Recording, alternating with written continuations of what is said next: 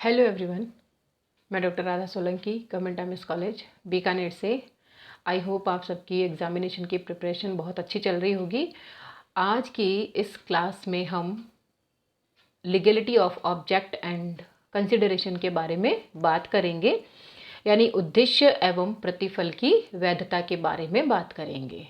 अब तक जितने भी वीडियोज़ आपने देखे हैं सेक्शन 10 के बारे में हम बार बार चर्चा करते रहे हैं, क्योंकि अभी हम इंडियन कॉन्ट्रैक्ट एक्ट 1872 के बारे में बात कर रहे हैं और पढ़ रहे हैं। तो इंडियन कॉन्ट्रैक्ट एक्ट में कॉन्ट्रैक्ट, एक वैलिड कॉन्ट्रैक्ट के लिए जो एसेंशियल्स होते हैं उनको सेक्शन 10 में डिफाइन किया गया है। तो उसके एक एक एसेंशियल को हमने पढ़ना शुरू किया है, जिसमें टू पार्टीज़ हमने देखा, कंसेंट के बारे में पढ़ा, फ्री कंसेंट के बारे में पढ़ा, कंसेंट कब फ्री होती है, कब कंसेंट फ्री नहीं होती है।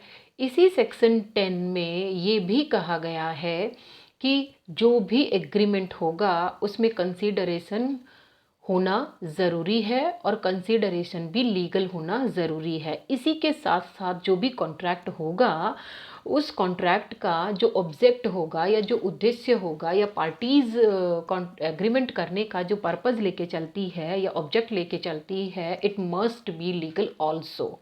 आई want to say that legal object and consideration दोनों ही लीगल होने ज़रूरी हैं, लॉफुल होने ज़रूरी हैं। तो सेक्शन 10 हमें ये कहता है कि किसी भी एग्रीमेंट के कॉन्ट्रैक्ट बनने के लिए ये ज़रूरी है कि उसका ऑब्जेक्ट और उसका कंसिडरेशन दोनों ही लॉफुल होना ज़रूरी है। अब सवाल ये उठता है कि यदि एग्रीमेंट में ऑब्जेक्ट और कंसिडरेशन दोनों अनलॉफुल होते हैं तो ऐसी सिचुएशन में क्या होगा। तो सबसे पहले तो हमें ये जानना जरूरी है कि ऑब्जेक्ट और कंसिडरेशन दोनों में डिफरेंस क्या है, दोनों में अंतर क्या है। The word object is used distinctly to mean purpose and design of the agreement, यानी जो ऑब्जेक्ट है वह एग्रीमेंट के पर्पस के बारे में बताता है, उसके डिज़ाइन के बारे में बताता है कि पार्टी किसी एग्रीमेंट को कर क्यों रही है, तो वो उसका ऑब्जेक्ट होता है। The word consideration is different from object. Consideration and object दोनों अलग अलग हैं, दोनों एक दूसरे से अलग है। कंसिडरेशन मीन्स द बेनिफिट और रिटायरमेंट रिसीव्ड और सफर्ड अंडर एन एग्रीमेंट, यानी कंसिडरेशन वो होता है जिसमें पार्टी को बेनिफिट होता है, या हम यूं कहें कि पार्टी किसी कॉन्ट्रैक्ट को किसी पर्टिकुलर पर्पस या ऑब्जेक्ट को लेकर के करती है और उसके बदले में दोनों पार्टी को कुछ न कुछ मिलता है। एक पार्टी कुछ देती है और दूसरी पार्टी कुछ लेती है, तो उसे हम कंसिडरेशन कहते हैं। तो आई थिंक आपको ऑब्जेक्ट और कंसिडरेशन दोनों का मीनिंग समझ में आ गया होगा। अब हम सेक्शन 23 के बारे में बात करेंगे। सेक्शन 10 के बारे में I have already told you, agreement enforceable by law must be for a lawful consideration and with a lawful object. Section 23 हमें ये कहता है every agreement of which the object और consideration is unlawful is void, यानी section 10 हमें ये बताता है कि एग्रीमेंट में कंसिडरेशन और ऑब्जेक्ट दोनों क्या होने चाहिए, इट मस्ट बी लॉफुल। और सेक्शन 23 हमें ये बताता है कि यदि ऑब्जेक्ट लॉफुल नहीं होगा, यानी ऑब्जेक्ट कैसा होगा, अनलॉफुल होगा, तो क्या हो सकता है, उसके कॉन्सिक्वेंसेस क्या क्या हो सकते हैं। तो वहां पर सेक्शन 23 हमें ये कहता है एवरी एग्रीमेंट, यानी प्रत्येक ठहराव ऑफ विच द ऑब्जेक्ट और consideration is unlawful is void. प्रत्येक ठहराव में जो ऑब्जेक्ट और कंसिडरेशन है यदि वो अनलॉफुल है, यदि वो अवैधानिक है, तो ऐसा ठहराव वॉइड माना जाएगा, व्यर्थ माना जाएगा, यानी ऐसा एग्रीमेंट कभी भी कॉन्ट्रैक्ट नहीं बन सकता है। तो सेक्शन 10 हमें ये कहता है कि कॉन्ट्रैक्ट में ऑब्जेक्ट और कंसिडरेशन लॉफुल होना चाहिए। सेक्शन 23 हमें ये कहता है कि यदि वो अनलॉफुल नहीं हो तो क्या होगा, तो हम कहेंगे एग्रीमेंट क्या हो जाएगा, वॉइड हो जाएगा।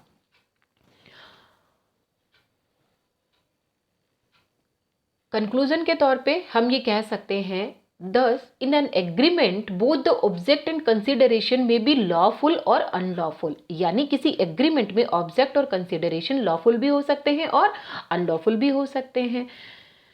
Sometimes only one of them is unlawful and other is lawful. कभी कभी ऐसा भी होता है कि ऑब्जेक्ट लॉफुल है तो कंसिडरेशन अनलॉफुल है, कभी कंसिडरेशन लॉफुल हो जाता है तो ऑब्जेक्ट अनलॉफुल हो जाता है. तो ऐसी सिचुएशन में सेक्शन 10 जो कहता है, but section 10 requires that in a contract both must be lawful, यानी दोनों में से कोई एक यदि लॉफुल है तो काम नहीं बन सकता है. कहने का मतलब ये है कि दोनों का ही लॉफुल होना जरूरी है, चाहे कंसिडरेशन और कंसिडरेशन यदि अनलॉफुल है और ऑब्जेक्ट लॉफुल है तो भी काम नहीं बनेगा.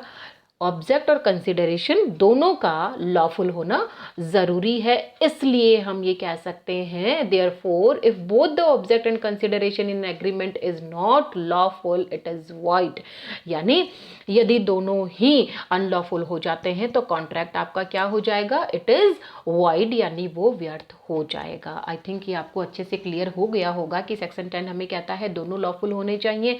यदि दोनों में से कोई एक भी अनलॉफुल है तो भी वहाँ लीगलिटी ऑफ ऑब्जेक्ट और कंसिडरेशन को नहीं माना जाएगा. और यदि कहीं दोनों ही अनलॉफुल है तो कॉन्ट्रैक्ट आपका वॉइड हो जाएगा. दोनों में से एक भी यदि अनलॉफुल है तो भी कॉन्ट्रैक्ट आपका वॉइड ही माना जाएगा.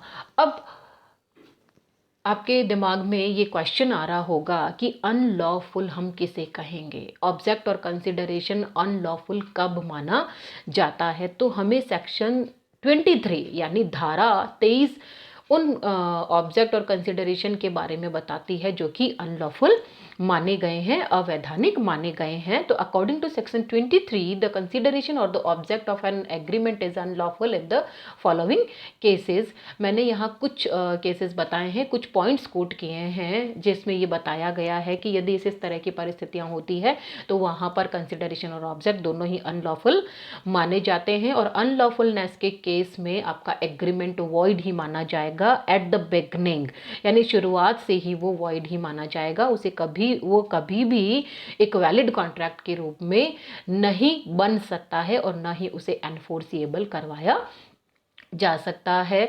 तो मैं यहाँ पर सबसे पहला पॉइंट लेना चाहूँगी, if it is forbidden by the law, यानी यदि यह राज नियम द्वारा वर्जित हो. कोई ऐसा काम, कोई ऐसा पर्पस जिसको करने के लिए पार्टी ने एग्रीमेंट किया है जिसे राज नियम वर्जित मानता है. वर्जित का मतलब राज नियम उस काम को करने की इजाज़त नहीं देता है, उस तरह के कामों पर प्रतिबंध लगाया गया है, यानी पब्लिक उस तरह का कोई एक्ट नहीं कर सकती है. और यदि किन्हीं पार्टीज़ के बीच में किसी ऐसे काम को लेकर के कोई एग्रीमेंट हो गया है जिसे कोर्ट वर्जित मानती है या जिस पर रोक लगाई हुई है, जिसे करना बिल्कुल मना है, तो ऐसी सिचुएशन में वो कंसिडरेशन और ऑब्जेक्ट अनलॉफुल ही माना जाएगा.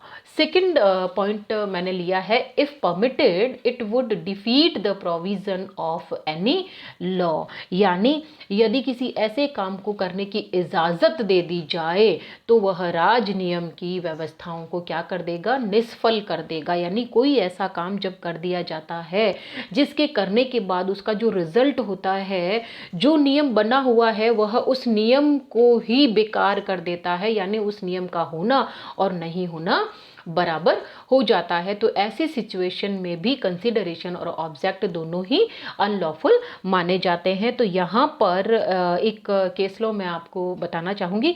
फतेह सिंह बनाम सांवल सिंह का एक इलाहाबाद कोर्ट का मामला है, जिसमें मामला क्या था, एक अभियुक्त यानी एक अभियुक्त को भारतीय दंड प्रक्रिया संहिता के अंतर्गत 5,000 रुपये की जमानत देने के लिए कहा गया. यानी कोई अपराधी था जो किसी मामले में अभियुक्त उसे बनाया गया था और ये कहा गया कि यदि इसकी जमानत करवाना है तो 5,000 रुपये की जमानत पर इसको छोड़ा जा सकता है. तो उसने इतने रुपए अर्थात 5,000 रुपये एक व्यक्ति को दिए और उसे जमानत देने के लिए राजी कर लिया. यानी जो अभियुक्त था, जिसे जमानत पे छोड़ा जाना था, उसी व्यक्ति ने किसी दूसरे व्यक्ति को तैयार किया कि मैं तुम्हें 5,000 रुपये दूंगा, तुम मेरी जमानत दे दो. जमानत की अवधि समाप्त होने पर उस व्यक्ति ने रुपया देने से इनकार कर दिया, यानी जिस व्यक्ति ने उसकी जमानत दी है उस व्यक्ति को उसने पैसे देने से मना कर दिया। पहले तो उसे राजी किया कि तुम मेरी जमानत दे दो, उसने जमानत दे दी, लेकिन जब वह पैसे देने का जब टाइम आता है, जब या वो पैसे उसने मांगे, तो उस समय उसने पैसे देने से इनकार कर दिया। तो यहाँ पर हम ये कहना चाहते हैं कि जमानत का जो पर्पज़ होता है वो पर्पज़ ये होता है कि कोई भी अच्छी गुडविल वाला पर्सन अपने रिस्क पर उस जो भी अपराधी है या जो भी अभियुक्त है उसकी जिम्मेदारी ले। लेकिन यदि जमानत देने वाला व्यक्ति ही खरीद लिया जाए या अभियुक्त खुद किसी व्यक्ति को पैसे देके उसे खरीद ले कि भाई तुम मेरी जमानत दे दो, और वो जमानत दे भी देता है, तो ऐसी सिचुएशन में जमानत का जो पर्पस है वह बिल्कुल ही बेकार हो जाएगा। ऐसे तो बड़े बड़े अपराधी किसी भी व्यक्ति को हायर करके अपनी जमानत करवा सकते हैं। तो यहाँ ये कहा जाएगा इफ परमिटेड, यानी ऐसे कामों को करने की यदि परमिशन दे दी जाए, if permitted it would defeat the provision of any law. Third one is if it is fraudulent. तो फ्रॉडुलेंट आपके लिए मेरे हिसाब से कोई नया वर्ड नहीं है, हमने फ्रॉड को पढ़ा है। किस में पढ़ा है? जब हम फ्री कंसेंट पढ़ रहे थे उस समय हमने फ्रॉड के बारे में भी बात की है। तो फ्रॉड में जानबूझकर किसी पार्टी को धोखा देना होता है। तो यहाँ पर ये कहा गया है कि जब किसी ठहराव का उद्देश्य किसी पार्टी को जानबूझकर धोखा देना है तो ऐसा किया गया जो एग्रीमेंट होता है वह वॉइड ही माना जाएगा। जब अनुबंध के जो पक्षकार होते हैं या जो पार्टी है किसी तीसरे पक्षकार के साथ ऐसा कॉन्ट्रैक्ट करते हैं जिसका उद्देश्य किसी पार्टी को धोखा देना होता है, तो ऐसी सिचुएशन में किया गया जो एग्रीमेंट होता है उसे हम फ्रॉडुलेंट मानते हैं, और वहाँ पर कंसिडरेशन और ऑब्जेक्ट दोनों ही अनलॉफुल माने जाएंगे, क्योंकि किसी को धोखा देना कानून की नज़र में बिल्कुल सही नहीं है, लॉ उसे नहीं मानता है। और आपने किसी पार्टी को धोखा देने के पर्पस से यदि कोई काम किया है तो इस तरह का जो एग्रीमेंट है कानून या कोर्ट उसे कभी नहीं मानता है। तो यदि वो फ्रॉडुलेंट है तो भी वह अनलॉफुल ही माना जाएगा।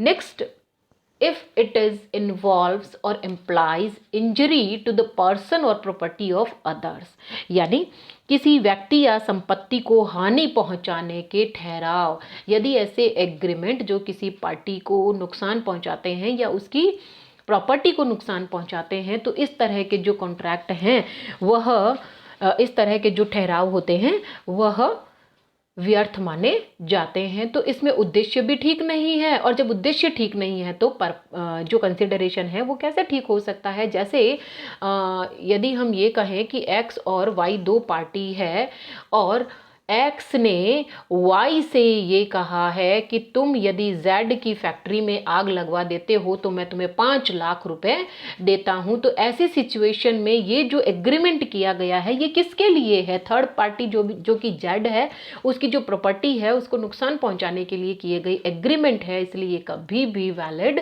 नहीं हो सकते हैं, ये वॉइड ही माने जाएंगे।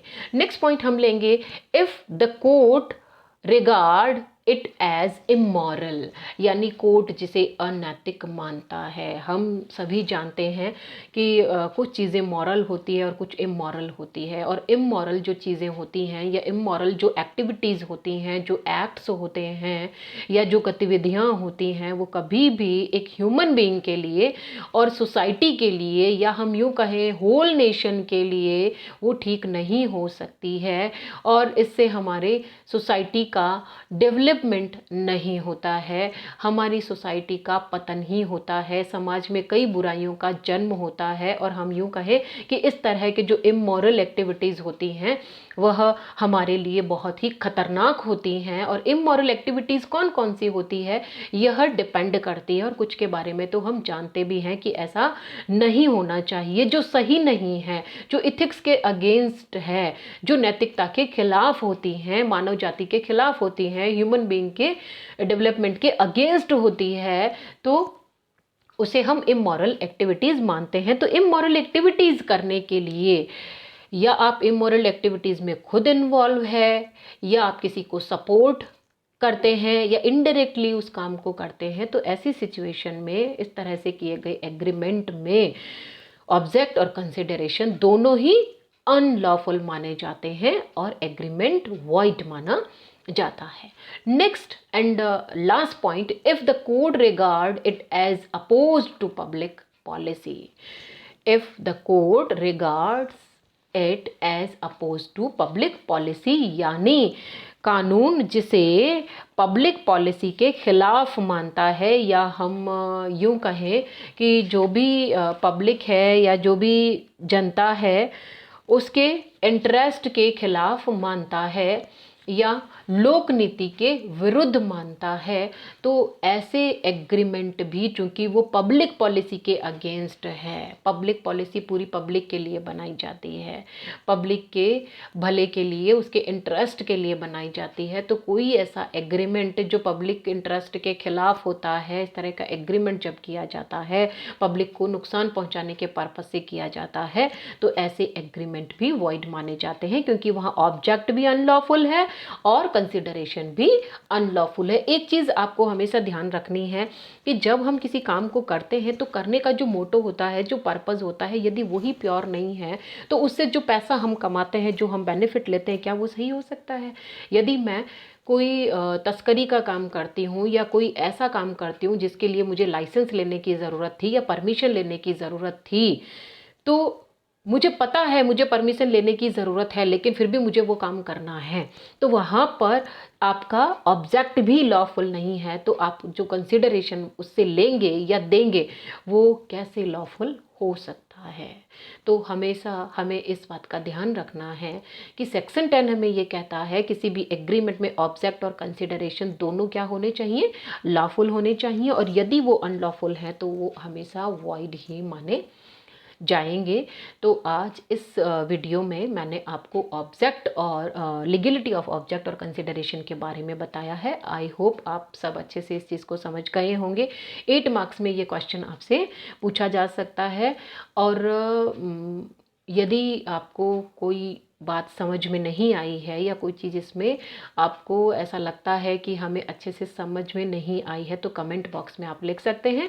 और यदि ये वीडियो आपको पसंद आया है तो आप अपने फ्रेंड सर्कल में या अपने जो भी आसपास बीकॉम पार्ट 1 के स्टूडेंट हैं उसमें ज़्यादा से ज़्यादा इसको शेयर कर सकते हैं। आज की क्लास में इतना ही। Thank you.